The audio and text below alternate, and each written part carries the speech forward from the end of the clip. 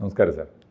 BJP വക്താവിനെ നേരിട്ട് കിട്ടുമ്പോൾ ഇന്ന് മാധ്യമപ്രവർത്തകരുടെയൊക്കെ മുമ്പിൽ സാറ് നേരിടുന്ന ചോദ്യം തന്നെയാണ് ഞങ്ങൾ ചോദിക്കാൻ ആഗ്രഹിക്കുന്നത്. ഒന്ന്, ഈ വോട്ടർ പട്ടികയിലെ ക്രമക്കേടുകൾ ദേശീയ തലം തൊട്ട് നമ്മുടെ സംസ്ഥാന തലത്തിലും പ്രാദേശികമായി ഓരോ മണ്ഡലങ്ങളിലും ഒരു പ്രധാനപ്പെട്ട ഇഷ്യൂ ആയിട്ട് ഉയർന്നു വരികയാണ്. പരസ്പര ആരോപണങ്ങൾ ഉന്നയിച്ചുകൊണ്ട് നമ്മുടെ രാഷ്ട്രീയ പാർട്ടികൾ മത്സരിച്ച് പ്രകടനം നടത്തിക്കൊണ്ടിരിക്കുകയാണ്. ആദ്യമായി ഞാൻ ചോദിക്കുന്നത്, BJPയുടെ നിലപാട് എന്ന നിലയിൽ രാഹുൽ ഗാന്ധി കഷ്ടപ്പെട്ട് അദ്ദേഹം തന്നെ പറയുന്ന പോലെ വർഷങ്ങൾ അധ്വാനിച്ച് ഉണ്ടാക്കിക്കൊണ്ടുവന്ന ഒരു ഡോക്യുമെൻ്റ് അല്ലെങ്കിൽ ഒരു കണ്ടെത്തൽ ഡൽഹിയിൽ കൃത്യമായി പത്രപ്രവർത്തകരുടെ മുമ്പിൽ, മാധ്യമങ്ങളുടെ മുമ്പിൽ തെളിവ് സഹിതം ഒരു മണ്ഡലത്തെ കേന്ദ്രീകരിച്ച് ആണ് അദ്ദേഹം പഠനം നടത്തിയതെങ്കിലും ഒരു മണ്ഡലത്തിൽ ഇത്രയേറെ ക്രമക്കേട് നടന്നുവെങ്കിൽ ഇന്ത്യയിൽ ഒട്ടാകെ എന്തുമാത്രം നടന്നു എന്ന ഒരു ചിന്ത എത്ര തന്നെ നമ്മൾ ആവർത്തിച്ച് രാഹുൽ ഗാന്ധിയെ പപ്പു എന്നൊക്കെ വിളിച്ച് ആക്ഷേപിച്ചാലും രാഹുൽ ഗാന്ധി പ്രതിപക്ഷ നേതാവ് എന്ന നിലയിൽ ഒട്ടും പെർഫോം ചെയ്യുന്നില്ല എന്ന് നിരീക്ഷിച്ചിരുന്ന ഞങ്ങളെപ്പോലുള്ളവരൊക്കെ തന്നെ ഇപ്പോൾ അദ്ദേഹം ചെയ്തത് ജനാധിപത്യത്തിൽ അനിവാര്യവും ആയ ക്രിയേറ്റീവായ ഏറ്റവും നല്ല ഒരു പ്രതിപക്ഷ നേതാവിൻ്റെ പണിയാണ് എന്നൊരു ധാരണ ജനമനസ്സിലുണ്ടായിട്ടുണ്ട്. BJP എങ്ങനെയാണ് അതിനെ കൗണ്ടർ ചെയ്യുന്നത്? മാഷിത് ആദ്യത്തേതോ അവസാനത്തേതോ ആയിട്ടുള്ള ഒരു കണ്ടെത്തലല്ല. ഒന്ന്, ശ്രീ രാഹുൽ ഗാന്ധി കർണാടകത്തിലെ ഒരു അസംബ്ലി മണ്ഡലത്തിലെ വോട്ടെടുത്തുകൊണ്ട് അതിൽ ഇത്ര വോട്ടുകളുടെ എണ്ണം കൂടുതലുണ്ട്, അല്ലെങ്കിൽ ഇത്ര കള്ള വോട്ടുകൾ നടക്കാനുള്ള സാധ്യതയുള്ള തരത്തിൽ ഇരട്ട വോട്ടുകളുണ്ട്, ഈ തരത്തിലുള്ള ഒരു ഡാറ്റയാണ് അദ്ദേഹം അവതരിപ്പിച്ചത്. നമ്മുടെ തെരഞ്ഞെടുപ്പ് കമ്മീഷൻ വോട്ടർ പട്ടികയിൽ വോട്ട് ചേർക്കുന്നത് തെരഞ്ഞെടുപ്പ് കമ്മീഷൻ നേരിട്ടല്ല. ഒന്ന്, നേരിട്ട് വ്യക്തികൾ അവരുടെ വോട്ടർ പട്ടികയിൽ ചേർക്കുന്നതിന് വേണ്ടി അപേക്ഷിക്കുന്നതിൻ്റെ അടിസ്ഥാനത്തിൽ പട്ടിക തയ്യാറാക്കുന്നു. ആ കരട് പട്ടിക പ്രസിദ്ധീകരിക്കുന്നു. കരട് പട്ടികയിൽ എന്തെങ്കിലും വ്യത്യാസങ്ങളുണ്ടെങ്കിൽ അല്ലെങ്കിൽ കൂട്ടിച്ചേർക്കലുകളോ കുറവുകളോ വരുത്തേണ്ടതുണ്ടെങ്കിൽ അത് പിന്നീട് കൂട്ടിച്ചേർക്കലോ കുറവുകളോ വരുത്തി വിട്ടുനീക്കലോ ഒക്കെ ചെയ്തതിന് ശേഷം ഫൈനൽ വോട്ടർ പട്ടിക, അന്തിമ വോട്ടർ പട്ടിക ഒരു തെരഞ്ഞെടുപ്പിന് വേണ്ടി പ്രഖ്യാപിക്കുന്നു. ഇത് എല്ലാ തെരഞ്ഞെടുപ്പിനും മുൻപും, നമ്മുടെ ത്രിതല പഞ്ചായത്ത് തിരഞ്ഞെടുപ്പാണെങ്കിലും അസംബ്ലി തിരഞ്ഞെടുപ്പാണെങ്കിലും പാർലമെൻറ്റ് തിരഞ്ഞെടുപ്പാണെങ്കിലും എല്ലാ തെരഞ്ഞെടുപ്പിനും മുമ്പും ഈ തരത്തിൽ വോട്ടർ പട്ടിക പുതുക്കലും വോട്ടർ പട്ടിക പരിഷ്കരിക്കലും വോട്ടർ പട്ടികയിൽ കൂട്ടിച്ചേർക്കലുകൾ ഉണ്ടാവലും നീക്കലുകൾ ഉണ്ടാവുകയും ഒക്കെ ചെയ്തതിന് ശേഷമാണ് ആ തെരഞ്ഞെടുപ്പിൻ്റെ, അതാണ് ശ്രദ്ധിക്കേണ്ടത്, ഒരു തെരഞ്ഞെടുപ്പ് നടക്കുന്നതിന് മുൻപ് ആ തെരഞ്ഞെടുപ്പിന് വേണ്ടിയിട്ടുള്ള ഏത് തെരഞ്ഞെടുപ്പാണോ പ്രഖ്യാപിക്കപ്പെടുന്നത് അതിന് വേണ്ടിയിട്ടുള്ള വോട്ടർ പട്ടികയാണ് പ്രഖ്യാപിക്കുന്നത്. നമ്മുടെ രാജ്യത്ത് തന്നെ ഏറ്റവും ആദ്യത്തെ ഒരു പ്രധാനപ്പെട്ട ഇതുമായി ബന്ധപ്പെട്ടുകൊണ്ടുള്ള നിയമപരമായിട്ടുള്ള യുദ്ധം നടന്നത് ശ്രീ O ഭരതനും K സുധാകരനും തമ്മിലുള്ള കേസിന്റെ ഭാഗമായിട്ടാണ്. ഇതാദ്യമായിട്ടുള്ള ഒരു സംഭവമല്ല. ഇപ്പോൾ അങ്ങ് ചോദിച്ചതുപോലെ തന്നെ രാഹുൽ ഗാന്ധി ഇത് അവതരിപ്പിക്കുമ്പോൾ നമുക്കിതൊരു പുതുതായി സംഭവിച്ചൊരു വലിയ രാഷ്ട്രീയ പ്രശ്നം എന്ന് തോന്നാം. അങ്ങനെയല്ല. K സുധാകരൻ പരാജയപ്പെടുകയും O ഭരതൻ വിജയിക്കുകയും ചെയ്തിട്ടുള്ള തെരഞ്ഞെടുപ്പിൽ ശ്രീ K സുധാകരൻ ഹൈക്കോടതിയെ സമീപിച്ചുകൊണ്ട് ഇതിൽ കള്ളവോട്ട് നടന്നിട്ടുണ്ട് എന്ന ആരോപണം ഉന്നയിക്കുന്നു. അദ്ദേഹം ഏകദേശം 1000-ലധികം വോട്ടുകൾ കള്ളവോട്ടുകൾ നടന്നു എന്ന് പറയുകയും അതിൽ 269-ലധികം വോട്ടുകൾ, എൻ്റെ ഓർമ്മ ശരിയാണെങ്കിൽ ഏതാണ്ട് 300ഓളം വോട്ടുകൾ കള്ളവോട്ടുകളാണ് എന്നുള്ള തരത്തിൽ, അത് അന്ന് ബഹുമാനപ്പെട്ട ഹൈക്കോടതി ആ കേസ് പരിശോധിക്കുമ്പോൾ അതിൽ വോട്ട് ചെയ്തിട്ടുള്ള ആളുകളുടെ സിഗ്നേച്ചർ, ആ സിഗ്നേച്ചർ വെരിഫിക്കേഷനാണ് ആ കേസിൽ പ്രധാനമായും നടത്തിയത്. അങ്ങനെ നമ്മുടെ വോട്ട് ചെയ്യുന്ന സമയത്ത് അറിയാമല്ലോ, വോട്ട് ചെയ്യുന്ന സമയത്ത് ഒരാൾക്ക് വിരലടയാളത്തിന് വേണ്ടി മഷി പുരട്ടുന്നത് പോലെ തന്നെ നമ്മൾ സൈൻ ചെയ്യണമല്ലോ. അങ്ങനെ സൈൻ ചെയ്യുന്നതിൻ്റെ സിഗ്നേച്ചർ, ഒരാൾ ചെയ്തിട്ടുള്ള അയാളുടെ ഒറിജിനൽ സിഗ്നേച്ചറും വോട്ട് ചെയ്ത സമയത്ത് ചെയ്തിട്ടുള്ള സിഗ്നേച്ചറും തമ്മിൽ വെരിഫൈ ചെയ്തു. അങ്ങനെ വെരിഫൈ ചെയ്തിട്ട് കള്ളവോട്ടുകളുണ്ട് എന്ന് കോടതി കണ്ടെത്തി. അന്ന് ശ്രീ O ഭരതൻ വിജയിച്ച വോട്ടുകളേക്കാൾ കൂടുതൽ വോട്ടുകൾ ശ്രീ K സുധാകരൻ്റെ ഇലക്ഷൻ പെറ്റീഷനിൽ കള്ളവോട്ടുകൾ നടന്നിട്ടുണ്ട് എന്ന് കണ്ടെത്തി. അങ്ങനെ കോടതി ആ തെരഞ്ഞെടുപ്പ് റദ്ദ് ചെയ്യുകയാണ് ചെയ്തത്. സുധാകരനെ വിജയമായി പ്രഖ്യാപിക്കുകയാണ് ചെയ്തത് ഹൈക്കോടതി.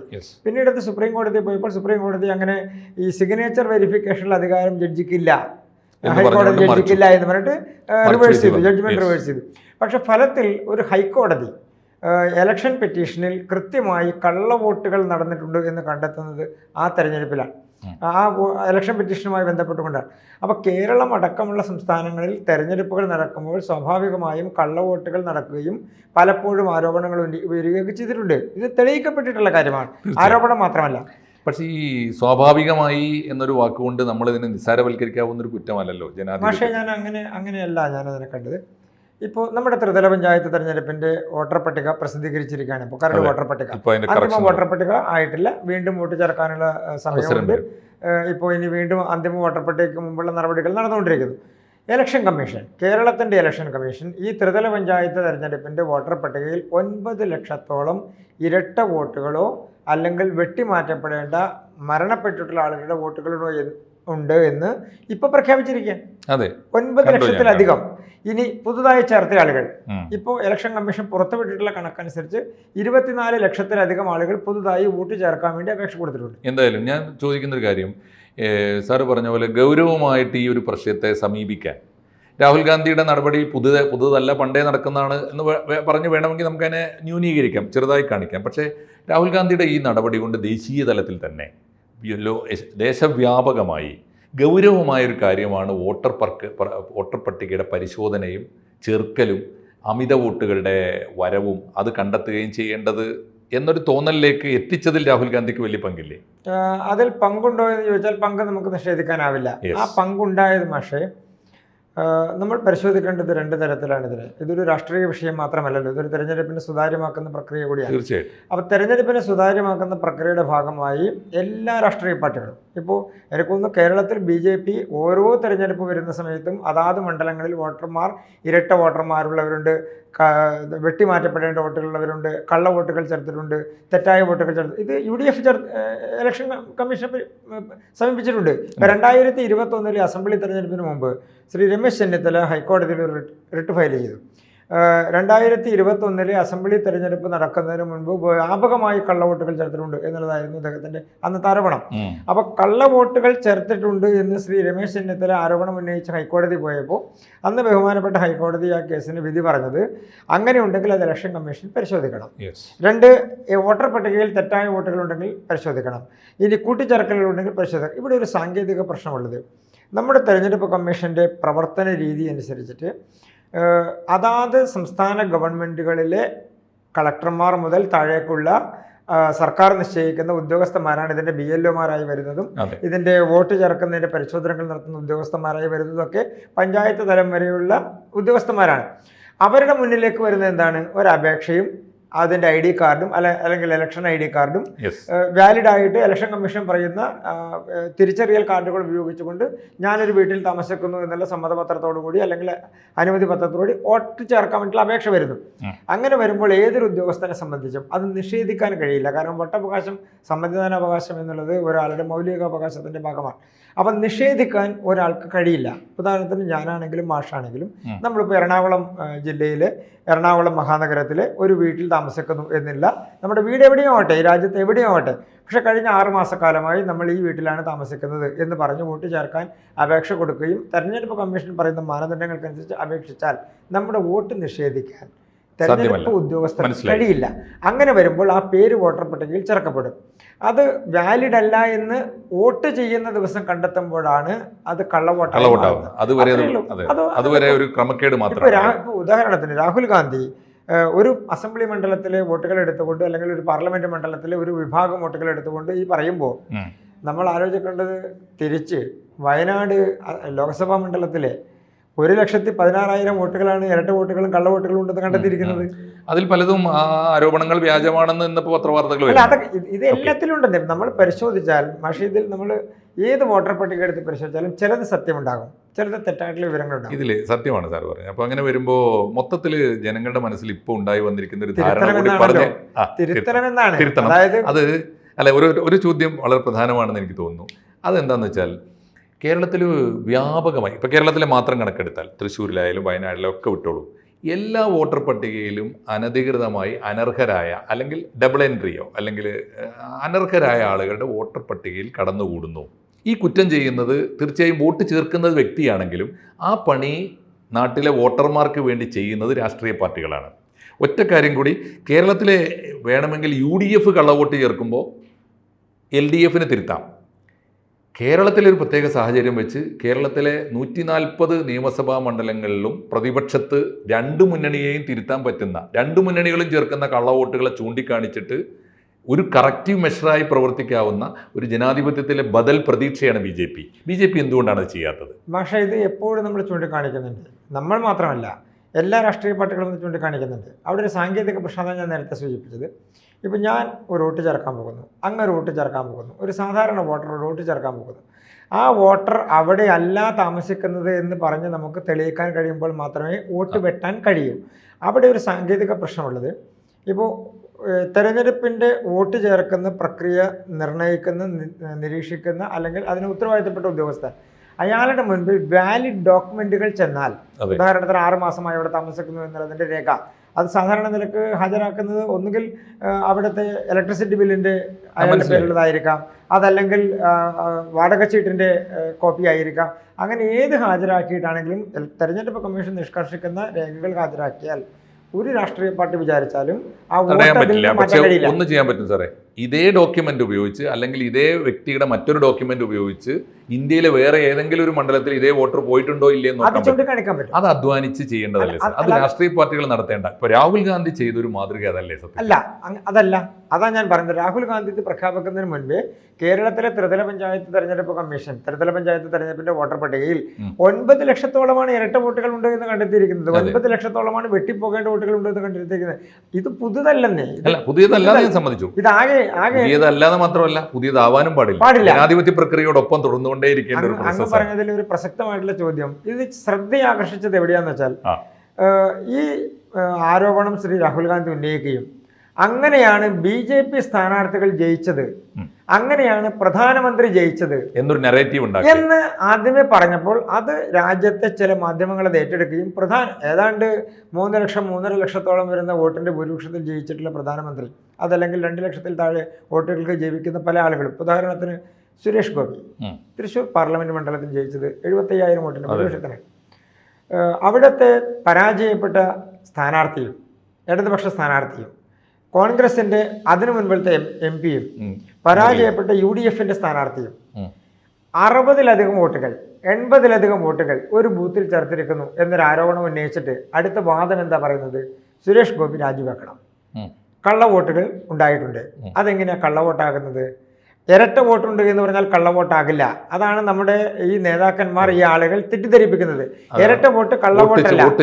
വോട്ട് ചെയ്യുമ്പോൾ ഒരാൾ ഒരു സ്ഥലത്ത് വോട്ട് ചെയ്യുകയും അവിടെ അതേ ആൾ തന്നെ ആ ദിവസം വേറെ വോട്ട് ചെയ്യുകയും ചെയ്യുക. ഒന്നുകിൽ അങ്ങനെ കള്ളവോട്ടാവാം, അതല്ലെങ്കിൽ വേറൊരു സമ്മതിദായകന്റെ വോട്ട് ഇയാൾ അയാളുടെ ID കാർഡ് കാണിച്ചുകൊണ്ട് വന്നിട്ട് വോട്ട് ചെയ്യാം. അങ്ങനെ കള്ളവോട്ടാവൂ. തീർച്ചയായിട്ടും. ഇപ്പൊ TN പ്രതാപൻ ഏറ്റെടുത്തിട്ടുണ്ടല്ലോ. ഒരു പക്ഷെ കോടതിയിൽ വരുമ്പോൾ അത് കള്ളവോട്ടാണോ അല്ലേ എന്ന് ആരേറ്റെടുത്താലും ഇതിനകത്ത് കള്ളവോട്ട് എന്ന് പറയുന്നത് ആ ദിവസം പിടിക്കപ്പെട്ടാൽ മാത്രമേ കള്ളവോട്ടിന് വാലിഡിറ്റി ഉള്ളൂ. അല്ലെങ്കിൽ കള്ളവോട്ടിന് വാലിഡിറ്റി പിന്നീട് പ്രൂവ് ചെയ്താലും മതിയല്ലോ. പിന്നീട് അതേ ദിവസം ഇദ്ദേഹം രണ്ടിടത്ത് വോട്ട് ചെയ്തിട്ടുണ്ട്, അത് തെളിയിച്ചാൽ മതി. ഇനി അതല്ലെങ്കിൽ അതേ ആൾക്ക് 2 സ്ഥലത്ത് വോട്ടുണ്ടായിരുന്നു, 2 സ്ഥലത്തും വോട്ട് ചെയ്തിട്ടുണ്ട്. ഇപ്പൊ ഒരാൾക്ക് ഡൽഹിയിൽ വോട്ടുണ്ടാവാം, നമ്മുടെ ഡൽഹിയിൽ വീട്ടിലുള്ള ആളുകൾ, വേറെ സംസ്ഥാനത്ത് വീട്ടിലുള്ള ആളുകൾ, അവർക്ക് അവിടെ വോട്ടുണ്ടാകാം, ഇവിടെയും വോട്ടുണ്ടാകാം. അവർ ഇവിടെയും വോട്ട് ചെയ്യുന്നു, ഒരു പൊതു തെരഞ്ഞെടുപ്പിന് വേണ്ടി അവർ അവിടെയും വോട്ട് ചെയ്തിട്ടുണ്ട് എന്ന് വന്നാൽ തെളിയിക്കാൻ കഴിയും. അതെ, തെളിയിക്കാൻ പറ്റും. എന്തായാലും ഈ നമ്മുടെ തെരഞ്ഞെടുപ്പ് പ്രക്രിയ കുറെ കൂടി കുറ്റമറ്റതാവണം, സംശുദ്ധമാകണം എന്നൊരു 100% കുറ്റമറ്റതാകണം എന്നുള്ളത് തന്നെയാണ് എല്ലാ രാഷ്ട്രീയ പാർട്ടികളും മുന്നോട്ട് വെക്കുന്നത്. പക്ഷേ അതിൽ നമ്മളൊരു ആരോപണം ഉന്നയിക്കുമ്പോൾ ആരോപണത്തിന് വസ്തുതയുണ്ടോ എന്ന് നോക്കിയിട്ടാണ് അതിന് സാങ്കത്യം. പക്ഷേ ഇപ്പോൾ പുതുതായി ആരോപണം ഉന്നയിക്കുമ്പോൾ ആ ആരോപണത്തിൽ ഒരു പ്രധാനപ്പെട്ട ആൾക്കെതിരെ ഒരു കാര്യം പറഞ്ഞുകൊണ്ട് ഉന്നയിക്കുമ്പോൾ വലിയ മാധ്യമ ശ്രദ്ധ കിട്ടും, അല്ലെങ്കിൽ ജനശ്രദ്ധ കിട്ടും. പക്ഷേ അതിൽ വസ്തുതയുണ്ടോ എന്ന് പരിശോധിക്കപ്പെടേണ്ടത് സംവിധാനങ്ങളാണ്. അത് രാഷ്ട്രീയ പാർട്ടികളുടെ ഒരു രീതിശാസ്ത്രമാണ് സാർ. തിരിച്ചിപ്പോൾ BJP ചെയ്യുന്ന പണി അതാണല്ലോ. വയനാട്ടിലും അങ്ങനെ അങ്ങനെ സാധിക്കുള്ളൂ.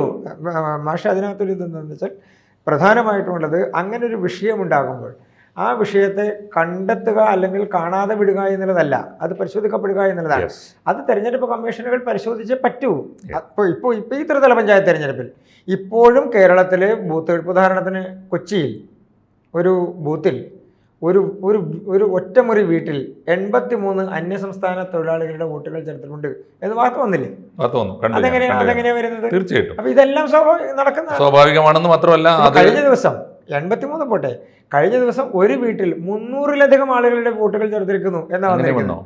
300-ലധികം ആളുകളുടെ ഒരേ ID കാർഡിൽ അത് ശരി. ഒരേ ID കാർഡ്.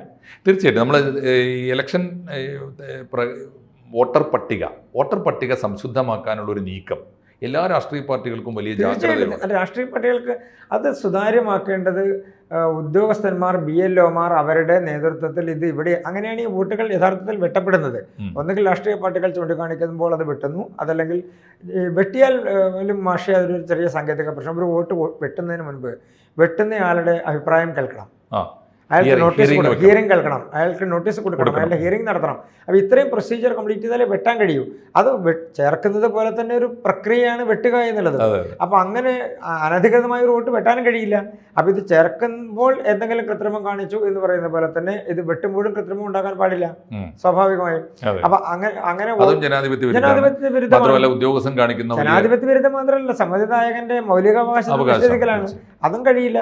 അതുകൊണ്ടാണ് ഇപ്പോൾ നമ്മുടെ രാജ്യത്ത് തെരഞ്ഞെടുപ്പ് കമ്മീഷനെ സംബന്ധിച്ച് തെരഞ്ഞെടുപ്പ് കമ്മീഷനുകൾ പലപ്പോഴും സുതാര്യമല്ല എന്ന് നമുക്ക് പറയാൻ കഴിയില്ല. സുതാര്യമായി തന്നെയാണ് എല്ലാ തെരഞ്ഞെടുപ്പുകളിലും പ്രവർത്തനം നടക്കുന്നത്. ഈ നമ്മുടെ രാജ്യത്ത് തെരഞ്ഞെടുപ്പ് നടന്നതിന് ശേഷം കള്ളവോട്ടുകൾ ഉണ്ട് എന്ന് പറഞ്ഞ് പിടിക്കപ്പെട്ടുള്ളത് വളരെ അപൂർവമാണ്. അതിന് കാരണം കള്ളവോട്ടുകൾ ബൂത്തിലാണ് ചോദ്യം ചെയ്യപ്പെടുന്നതും പിടിക്കപ്പെടുന്നതും. അങ്ങനെയുള്ള വോട്ടുകൾ ചോദ്യം ചെയ്യപ്പെടുന്നതും പിടിക്കപ്പെടുന്നതും സ്വാഭാവികമായി അപ്പം തന്നെ റിപ്പോർട്ട് ചെയ്യപ്പെടും.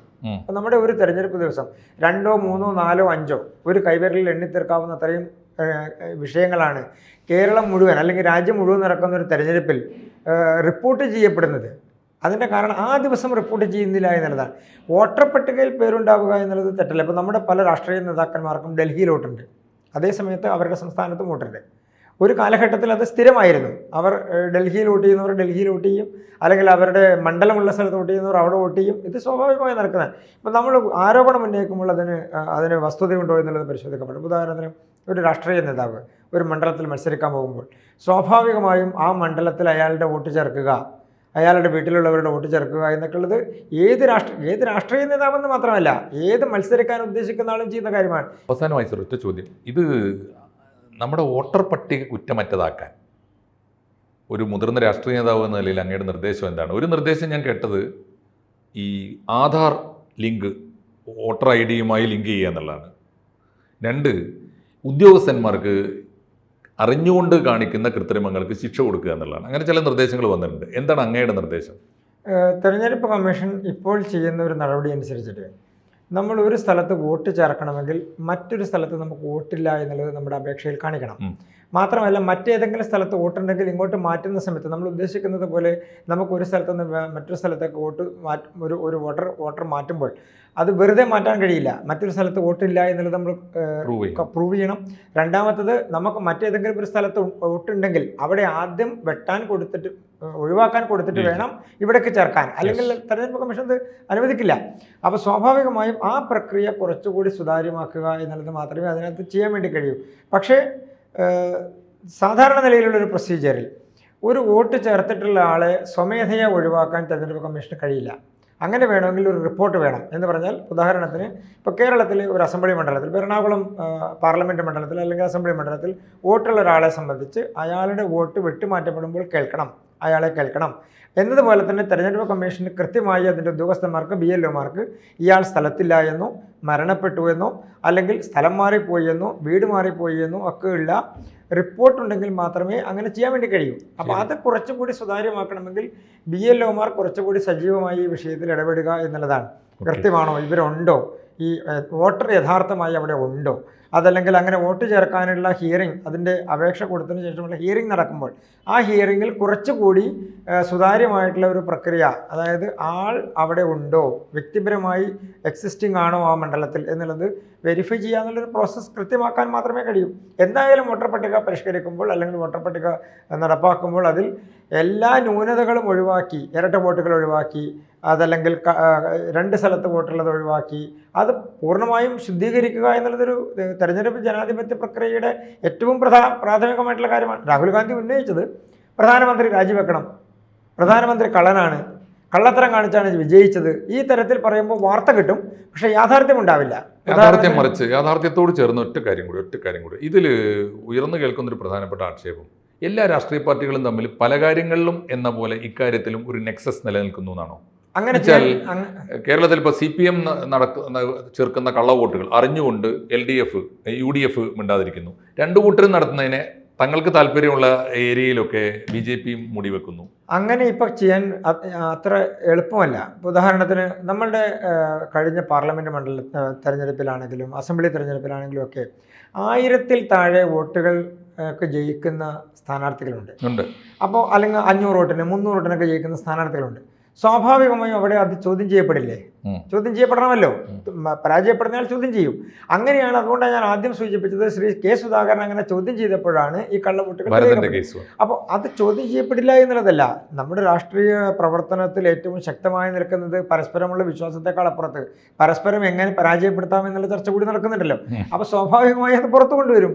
അപ്പോൾ ഇത് പുറത്തു കൊണ്ടുവരാത്തത് കൊണ്ടല്ല, ഇത് വോട്ട് ചേർക്കപ്പെടുമ്പോഴുള്ള ഒരു പ്രക്രിയയിൽ നിലനിൽക്കുന്ന സങ്കീർണമായ സാങ്കേതിക പ്രശ്നമാണ്. അതിനെ ഒഴിവാക്കേണ്ടതാണ്. തീർച്ചയായിട്ടും. നന്ദി.